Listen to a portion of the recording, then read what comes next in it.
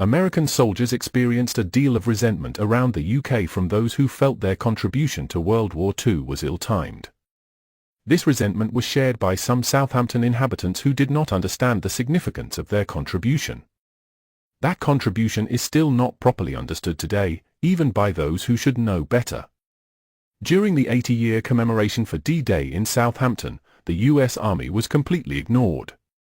When the statesman and soldier Major General Sir Nigel Holmes said in 1945, "Without Southampton we could not have done D-Day," he was not expressing an opinion but a statement of fact, and it is to our eternal discredit that his words are not fully respected.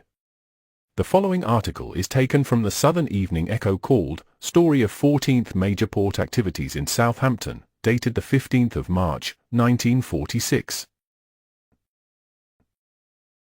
Members of the 14th Major Port obtained their first view of Britain on July 16, 1943, when the Cunard liner Aquitania dropped anchor in the Clyde. 3 days later 11 officers and 54 enlisted men of the 14th Port arrived in Southampton. Here they found a small group of United States Army personnel from another port, the 11th awaiting them, having arrived 11 days earlier. The tiny organization was consolidated under the command of Lieutenant Colonel then Major Warren D. Lamport. Officers were billeted in the Polygon Hotel and men in the Ascupart School. First mission of the 14th Major Port was discharging United States Army cargo. Unloading of tanks, vehicles, guns, food, clothing, ammunition, and other supplies of war was part of the master plan for making Britain the world's mightiest storehouse. Southampton dock workers unknowingly helped the 14th Major Port to lead the entire United Kingdom in rate of cargo discharged at the time. Southampton ranked 4th among the 60 United States Army ports operating all over the world. As unloading activities reached higher peaks, more and more American troops were brought to Southampton and attached to the 14th Major Port for duty. Negro port, vehicle drivers, harbor craft companies, military police, hospital and specialized organizations of every description arrived. On February 1, 1944, all 14th Major Port activities in southern England were consolidated into a central headquarters in the Maritime Chambers, Old Docks. Enlisted men were then quartered in Plymouth Barracks. At the time, Colonel Walter D. McCord was port commander.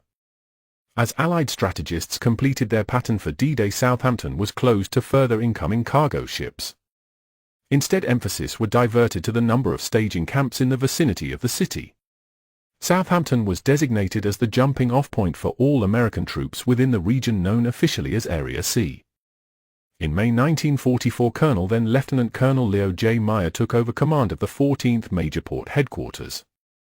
Officers were transferred to the Southampton Civic Center. D-Day came and the bulging staging area camps transferred their thousands of troops and vehicles onto landing craft, passenger liners, cargo vessels, and ships of every other type. Returning craft brought to Southampton their human cargoes of dead and wounded from Normandy's beaches. Long lines of red and white American ambulances streamed to and from the docks. The cat-like tread of the colored American orderlies saved the patients many an unwelcome joke. Southampton water was the scene of the greatest seaborne traffic in history. Among vessels were 14th Major Port tugboats which helped tow units of the famous Mulberry Harbour to France. Colonel Sherman L. Kaiser, present port commander, became commanding officer on July 23, 1944. By October, the 14th Major Port had embarked its millionth American soldier to the continent. The second or invasion phase of the port operations dwindled as the United Kingdom became nearly depleted of troops and combat material. Meanwhile, a leave program was inaugurated and thousands of men began seeing the sights of Britain. Other unique operations revealed the war's progress, such as the repatriation of over 6,000 Russian nationals through Southampton. Britain's VJ Day found the liner Queen Mary in Southampton embarking 15,000 American troops to the United States. Original redeployment plans to send troops to the Pacific were dropped when Japan surrendered.